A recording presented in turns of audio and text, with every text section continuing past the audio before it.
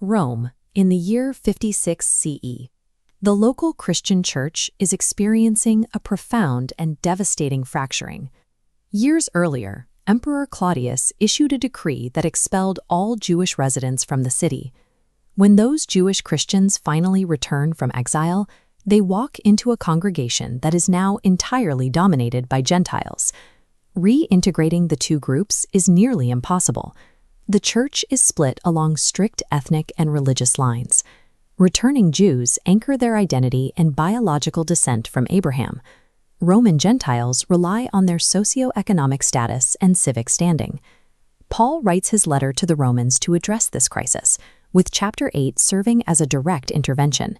He introduces a radical legal framework, the spirit of adoption, designed to dismantle both biological claims and social hierarchies. Romans 8 provides the structural argument needed to force these two culturally opposed factions into a single community. Look at the grammatical data in verse 14, led by the Spirit of God. The verb is written in the passive voice. The passive voice positions the believer as the recipient of the Spirit's power, making sonship an act of God, not human lineage. In systematic Wesleyan theology, John Wesley describes this condition as an inward virtue, or what he calls tempers, the internal dominance of the Spirit. The verb structure implies a state of continuous guidance, framing the Christian life as a journey where internal tempers translate into constant outward obedience.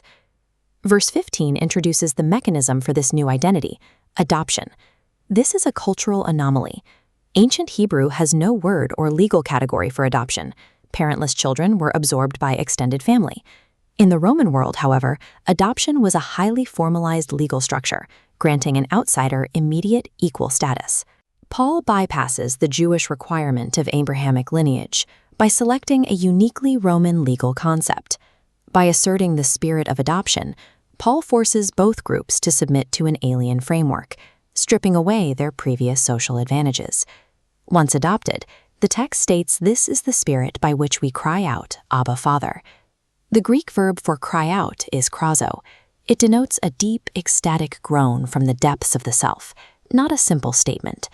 This tree breaks down the utterance. On the left is Abba, an Aramaic word used by adults for their biological father. Paul pairs it with the Greek word pater, carrying the exact same biological intimacy for the Roman audience.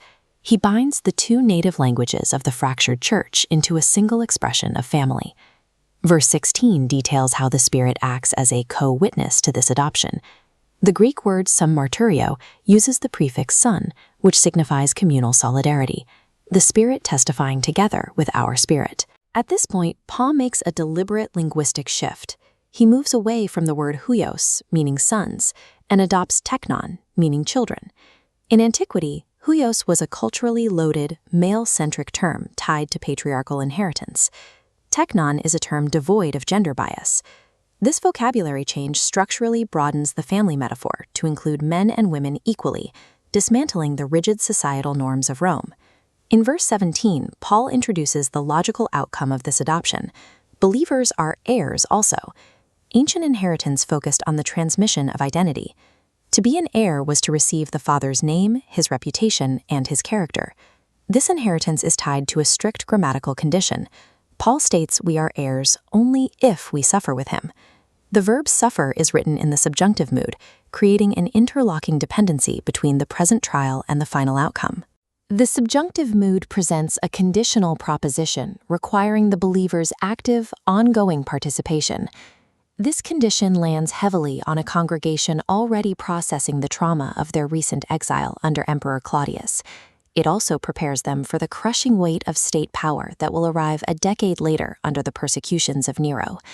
Shared suffering against the state becomes the ultimate equalizer, binding Jewish and Gentile believers into a single body. The final promise of the equation is, so that we may be glorified together. Glorified is presented in the passive voice.